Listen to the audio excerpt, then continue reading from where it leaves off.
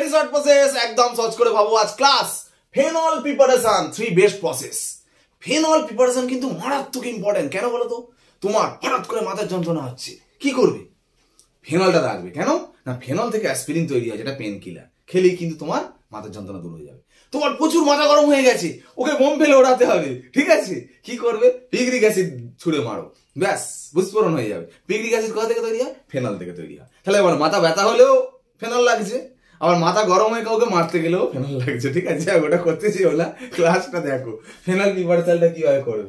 দেখো 3 বেস্ট প্রসেসের মধ্যে ফেনল প্রিপারেশন যেটা কিউমিন থেকে, চাউমিন নয় কিউমিন, ঠিক আছে? এটা সবাই চাউমিন বলে। কিউমিন থেকে ফেনল প্রিপারেশন হবে। তো কিউমিন থেকে ফেনল প্রিপারেশনটা খুব ইম্পর্টেন্ট, প্রচুর ইম্পর্টেন্ট। সত্যি কথা, আমি দেখবে সবই ইম্পর্টেন্ট বলি, এটা কিন্তু সত্যি স্পেশালি ইম্পর্টেন্ট, ঠিক আছে? এটা আসবেই, একদম কোনো কথা নেই। যাও কিউমিনটা আগে বলে দিই, কিউমিনটা কি সেটা আগে প্রিপারেশনটাকে দেখে নিই, তারপর আবার কিউমিন থেকে বলবো। বেনজিনে যদি তুমি প্রোপিন দাও, মানে CH3 CH double bond CH2, আর যদি সামান্য অ্যাসিড দাও, তাহলে তৈরি হবে কিউমিন। এইটা কিউমিন, ঠিক আছে? এটা কিউমিন। কি করে তৈরি হয় সেটা দেখো। এই যে প্রোপিন, আচ্ছা তুমি বলো এই বন্ডটা ভাঙলে, পাই বন্ড ভাঙলে কি তৈরি হতে পারে? কেউ বলবে স্যার এখানে প্লাস এখানে মাইনাস, কেউ বলবে স্যার এখানে মাইনাস এখানে প্লাস, দু জায়গাতেই হতে পারে। আচ্ছা তোমার কথা মেনে নিলাম, যেখানে ইচ্ছা দাও মাইনাস প্লাস। এবার H প্লাস দিয়েছো, কোথায় ঢুকবে? তুমি তো জানো নিশ্চয়ই নেগেটিভ পার্ট কোথায় ঢোকে, যেখানে কম হাইড্রোজেন। তাহলে পজিটিভ পার্ট কোথায় ঢুকবে? যেখানে বেশি হাইড্রোজেন। তোমার কি মনে হয় কোনটা বেশি হাইড্রোজেন? এটা বেশি হাইড্রোজেন, তাহলে এখানে দেখবে পজিটিভ পার্ট। তাহলে এখানে না এখানে কোনটায় ঢুকবে? প্লাস নিশ্চয়ই মাইনাস ঢুকতে যাবে, এই সরি প্লাস ঢুকতে যাবে না, তাহলে এখানে ঢুকবে। তাহলে এইভাবে ভাঙাটা হবে না, তাহলে এইভাবে ভাঙাটা হবে। যদি তাহলে এখানে ঢোকে, তাহলে কি তৈরি হলো? CH3 CH প্লাস CH3, এটা তৈরি হলো। এই ক্যাটায়নটা যখন তৈরি হয় বেনজিন, ঠিক আছে? বেনজিনের যেই পাই বন্ড, এই একটা পাই বন্ড ব্রেক করে, করলে কি হচ্ছে বলতো? এখানটা মাইনাস এখানটা প্লাস, এই মাইনাসটাকে ধরে নেয়। দেখো ধরলে কি হচ্ছে দেখো, এইখানটা হয়ে যাচ্ছে CH CH3 CH3 হলো। এইটা নিউট্রাল হয়ে গেলে এখানে কিন্তু প্লাসটা থেকে যাচ্ছে।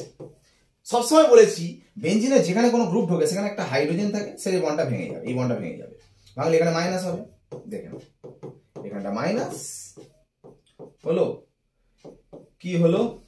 মাইনাস প্লাসে আবার ডবল বন্ড ফিরে গেল, দেখো এটা তৈরি হয়ে গেল।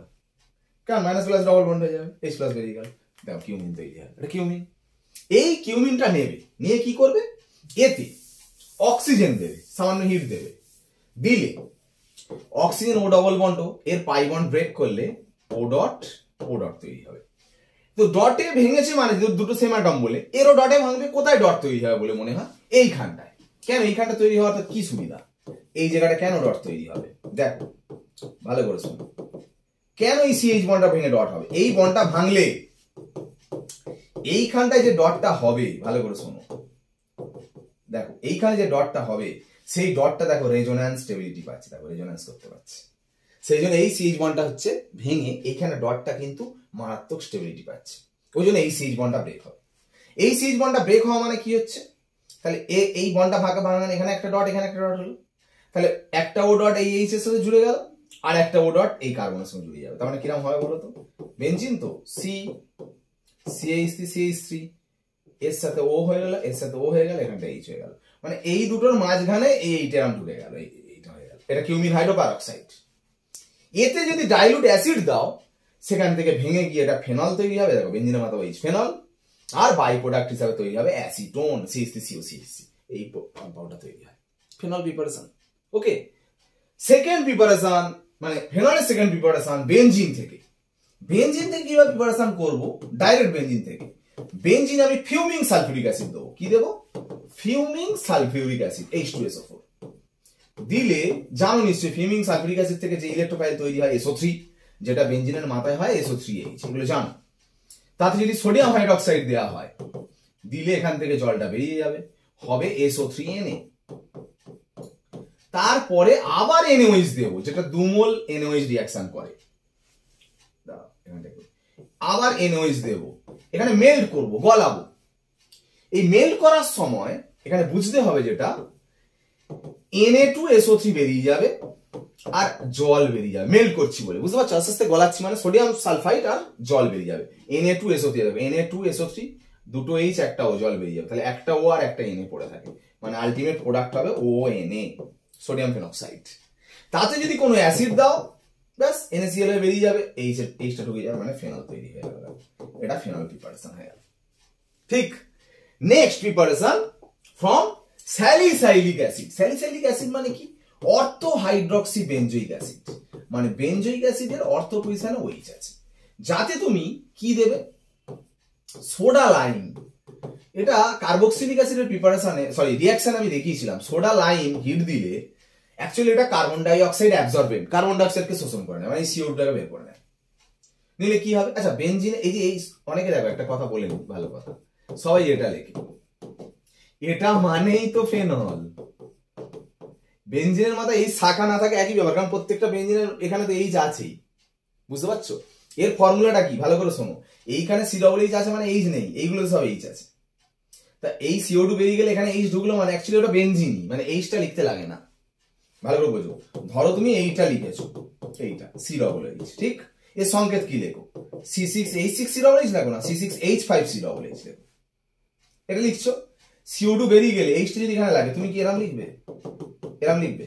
তো এরম লিখবে কেন? তুমি স্টার্ট বেনজিন লিখবে, কারণ CO2 বেরিয়ে গেলে C6H5 আর H জুড়ে গেলে তো C6H6 হচ্ছে, মানে এটা হচ্ছে, H লিখতে লাগে না, এইটা লিখবে। কিন্তু ফাইনাল প্রোডাক্ট এটা নয়। কেন ফাইনাল প্রোডাক্ট নয়? যেহেতু তুমি অ্যালকালি দিয়েছো, ক্ষার দিয়েছো, তা NOH যেহেতু আছে, সঙ্গে সঙ্গে কিন্তু এখান থেকে এটা বেরিয়ে গিয়ে ONA তৈরি করবে, ঠিক আছে? ONA, যাতে অ্যাসিড দিলে তবে কিন্তু আবার OH হবে, এটা কিন্তু মাথায় রাখতে হবে, বুঝতে পারলে? এবার অনেকে বলছে এটা একটা স্টেপে দেখানো যাবে না, এই জিনিসটা, এইটা একটা স্টেপে দেখানো যাবে না, এই পর্যন্ত, মানে আচ্ছা বলতো এইটাতে তুমি এটা দিলে কোনটা অ্যান্সার দিবে? এইটা নয় কিন্তু, এইটা অ্যান্সার, তাতে HCl দিলে এটা।